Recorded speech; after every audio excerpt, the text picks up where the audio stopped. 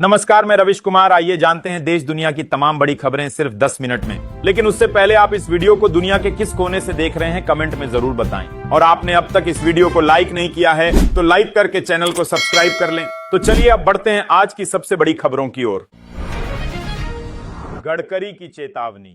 केंद्रीय मंत्री नितिन गडकरी ने नागपुर में कहा कि वैश्विक महाशक्तियों की निरंकुशता के चलते दुनिया से प्रेम और सद्भावना लुप्त होती जा रही है। उन्होंने आशंका जताई कि ऐसे हालात में तीसरा विश्व युद्ध कभी भी शुरू हो सकता है। गडकरी ने सभी देशों से शांति, संवाद और समझदारी अपनाने की अपील की ताकि मानवता सुरक्षित रह सके। मराठी विवाद पर निरहुआ की ललकार। भोजपुरी सुपरस्टार और बीजेपी सांसद दिनेश लाल यादव निरहुआ ने हिंदी मराठी भाषा विवाद पर उद्धव ठाकरे और राज ठाकरे को खुली चुनौती दी है। उन्होंने कहा, मैं भोजपुरी बोलता हूं, मराठी नहीं जानता। हिम्मत है तो मुझे महाराष्ट्र से निकाल कर दिखाएं। निरहुआ ने इस विवाद को क्षेत्रीय अस्मिता पर हमला बताया और भाषा के नाम पर राजनीति करने वालों को करारा जवाब दिया।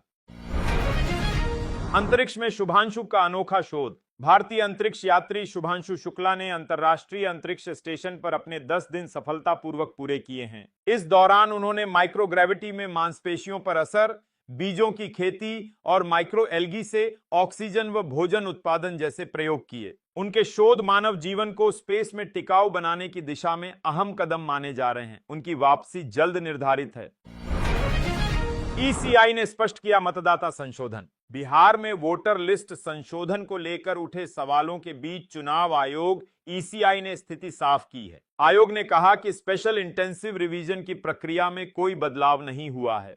पहले चरण में लगभग 21% फॉर्म जमा हो चुके हैं। यह बयान चुनाव से पहले फैली भ्रांतियों को दूर करने और पारदर्शिता बनाए रखने की दिशा में अहम माना जा रहा है। यूपी बीजेपी अध्यक्ष पद की रेस में ब्राह्मण भी शामिल, जल्द होगा फैसला। उत्तर प्रदेश में भाजपा नए प्रदेश अध्यक्ष की नियुक्ति को लेकर मंथन कर रही है। पार्टी पिछड़ा वर्ग और ब्राह्मण दोनों विकल्पों पर विचार कर रही है। ब्राह्मण दावेदारों में दिनेश शर्मा, हरीश द्विवेदी, गोविंद शुक्ला और सुब्रत पाठक प्रमुख नाम हैं। ओबीसी वर्ग से स्वतंत्र देव सिंह, धर्मपाल सिंह और साध्वी निरंजन ज्योति की चर्चा है। प्रधानमंत्री की विदेश यात्रा से वापसी के बाद निर्णय संभव है। संघ और भाजपा में गोपनीय बैठकें चल रही हैं। विश्व युद्ध का खतरा मंडरा रहा है। नागपुर में केंद्रीय मंत्री नितिन गडकरी ने कहा कि रूस, यूक्रेन और इजराइल ईरान जैसे युद्धों के कारण दुनिया संघर्ष के कगार पर है। वैश्विक महाशक्तियों की निरंकुशता, युद्ध तकनीकें और नागरिक इलाकों पर हमले तीसरे विश्व युद्ध की आशंका बढ़ा रहे हैं। प्रेम, सद्भाव और मानवता संकट में है। मिसाइलों और ड्रोन से हो रहे हमलों ने डर को और गहरा कर दिया है। आतंकवाद मानवता पर सबसे बड़ा हमला। ब्रिक्स सम्मेलन में पीएम मोदी ने कहा कि पहलगाम आतंकी हमला केवल भारत नहीं बल्कि पूरी मानवता पर हमला है। उन्होंने आतंकवाद पर दोहरे मापदंडों को नकारा और जीरो टॉलरेंस की वैश्विक नीति की मांग की। भारत ने शांति व कूटनीति की बात दोहराई। ब्राजील में हुए इस सम्मेलन में वैश्विक शासन में सुधार की भारत की अपील को भरपूर समर्थन मिला। हिंदू होने पर गर्व बोले शशि थरूर। कांग्रेस सांसद शशि थरूर ने एक वीडियो संदेश में कहा कि उन्हें हिंदू होने पर गर्व है क्योंकि हिंदू धर्म कठोर नहीं है बल्कि आस्था की स्वतंत्रता का प्रतीक है। उन्होंने कहा, इसमें ईश्वर से जुड़ने के 33 करोड़ तरीके हैं और कोई अनिवार्य नियम नहीं है। थरूर ने इसे स्वामी विवेकानंद की प्रेरणा बताते हुए कट्टरता नहीं बल्कि आध्यात्मिक विविधता का उत्सव कहा। महाराष्ट्र में भाषा विवाद सिर्फ सोशल मीडिया पर। आदित्य ठाकरे ने हिंदी मराठी विवाद को केवल सोशल मीडिया और कुछ पक्षपाती मीडिया की उपज बताया।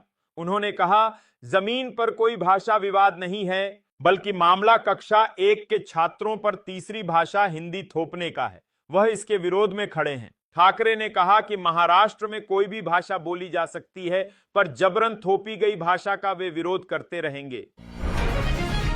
मराठी विवाद पर निशिकांत दुबे की तीखी चुनौती। भाजपा सांसद निशिकांत दुबे ने हिंदी भाषियों पर हमले को लेकर विवादित बयान दिया और कहा कि अगर हिम्मत है तो उर्दू भाषियों को मराठी बुलवाकर दिखाओ। उन्होंने ठाकरे बंधुओं की तुलना दाऊद और मसूद अजहर से की और आरोप लगाया कि हिंदी पर अत्याचार करने वालों और कश्मीरी हिंदुओं को भगाने वालों के बीच कोई अंतर नहीं है। उनका बयान अब विवादों में घिर गया है।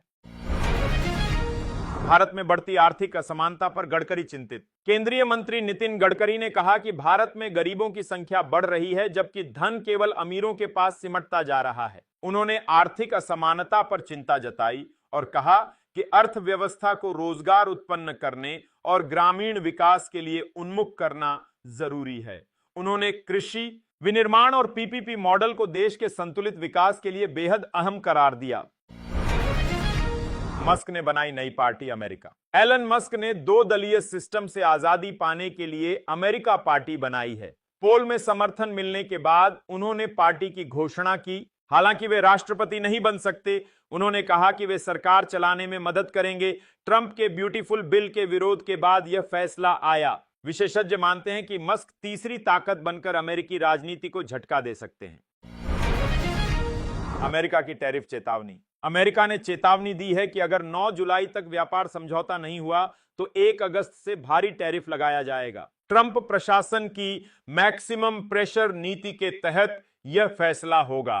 ब्रिटेन और वियतनाम से समझौता हो चुका है। चीन को आंशिक राहत दी गई है। ब्रिक्स देशों और जापान ने इसका विरोध किया है। भारत से बातचीत अब भी जारी है। स्थिति नाजुक बनी हुई है। मेलानिया ट्रंप की पोस्ट पर बवाल। टेक्सास में बाढ़ से 67 लोगों की मौत और 21 बच्चों की जान जाने के बाद मेलानिया ट्रंप की संवेदना पोस्ट पर जनता भड़क गई। सोशल मीडिया पर इसे दिखावा बताया गया और ट्रंप प्रशासन द्वारा आपदा बजट में की गई कटौती को इसका जिम्मेदार ठहराया गया। फीमा और कोस्ट गार्ड राहत कार्य में लगे हुए हैं, लेकिन कई लड़कियां अब भी लापता हैं, जिससे गुस्सा और बढ़ा है। युद्ध विराम वार्ता से पहले नेतन्याहू का दांव। इजरायली प्रतिनिधिमंडल युद्ध विराम और बंधकों पर बातचीत के लिए कतर रवाना हुआ है। नेतन्याहू अमेरिका जाकर ट्रंप से मिलेंगे। हमास ने अमेरिका समर्थित युद्ध विराम प्रस्ताव को सकारात्मक रूप से लिया है, लेकिन मानवीय सहायता और सैनिकों की वापसी जैसे मुद्दों पर अभी भी संशय बरकरार है। यह वार्ता गाजा संकट में निर्णायक मोड़ ला सकती है। सबकी निगाहें इस पर हैं। ब्रिक्स ने आईएमएफ में सुधार की रखी मांग। ब्रिक्स देशों के वित्त मंत्रियों ने आईएमएफ में मतदान अधिकारों के पुनर्वितरण और यूरोपीय नेतृत्व की परंपरा समाप्त करने की मांग की। उन्होंने दिसंबर में होने वाली आईएमएफ समीक्षा बैठक में कोटा प्रणाली में बदलाव और विकासशील देशों को अधिक हिस्सेदारी देने की बात कही। यह पहली बार है जब ब्रिक्स ने इस मुद्दे पर संयुक्त रूप से बयान जारी किया और ठोस रुख अपनाया। उत्तर भारत में सक्रिय मानसून से बारिश की संभावना। दिल्ली एनसीआर में रविवार को हल्की बारिश ने थोड़ी राहत दी, लेकिन उमस बनी रही।